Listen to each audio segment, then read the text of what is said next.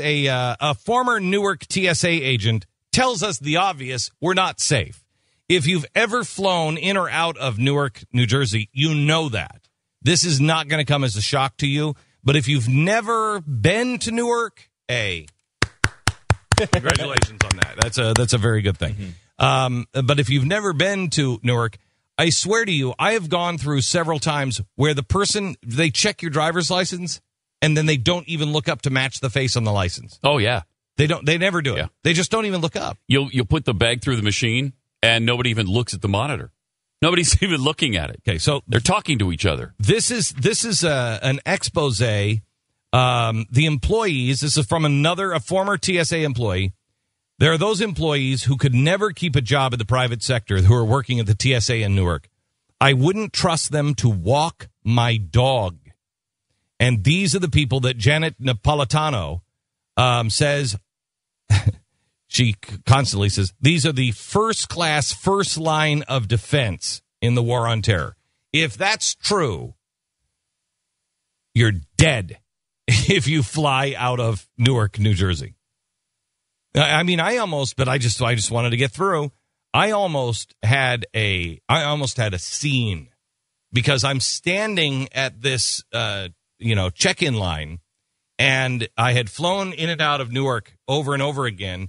And where they check your ID, right behind them is a plate glass window, and it looks to the skyline of New York, where the World Trade Centers would have been. And so and this woman didn't even look at my face, and I about snapped. And the guy standing next to me said, "Don't do it, don't do it, don't do it," because he could feel it coming. And what I wanted to say was, "Turn around for me. Don't even look at my face. Just turn around and see that place right in the skyline where the building should have been. Could you at least look at someone's face as they're going through? What is the point of looking at their driver's license if you're not matching it with the person who just handed it to you?" But they're $15 an hour employees. And in Newark, New Jersey, who's living on $15 an hour? Guy tells a story about one screener who didn't come to work for 4 weeks. Just didn't show up for 4 weeks. When he finally reappeared, he asked for another week off. The answer was no. You just took 4 weeks off. So what did he do? He took another week off and still didn't get fired. Well, they can't replace them. You can't replace them. Who's going to work there? Do you know how low your self-esteem would be if you had any... You know what? One of the big things with the TSA guys, according to with the supervisors, according to a former TSA employee in Newark, one of the big things that drives the employers nuts is gum chewing. And so they go and they check the employee. Are you chewing gum?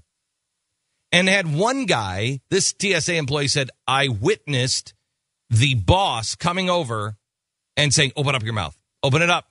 It's a mint, Jack. It's a mint. Open it up. I want to see it." And made him open up and show him that it was a mint and not gum. Oh. That's what you are worried about?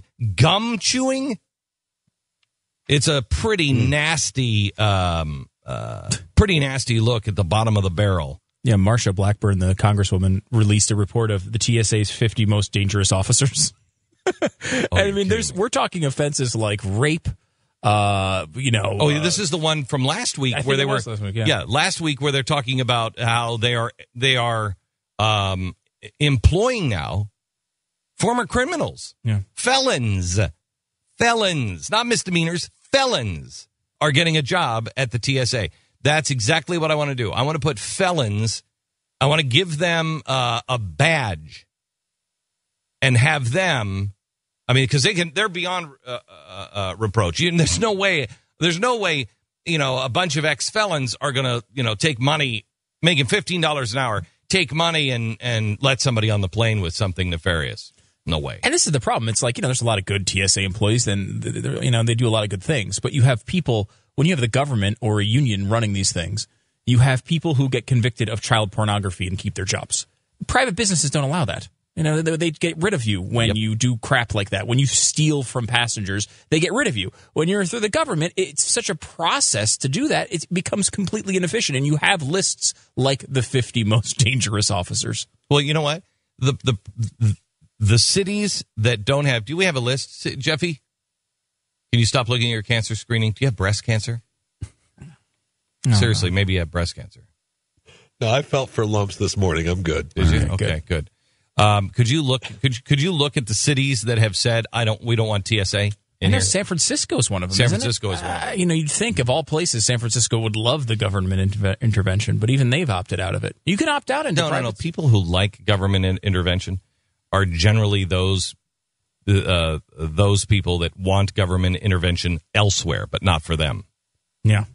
They'll accept everybody else, but we're smart enough to live on our own.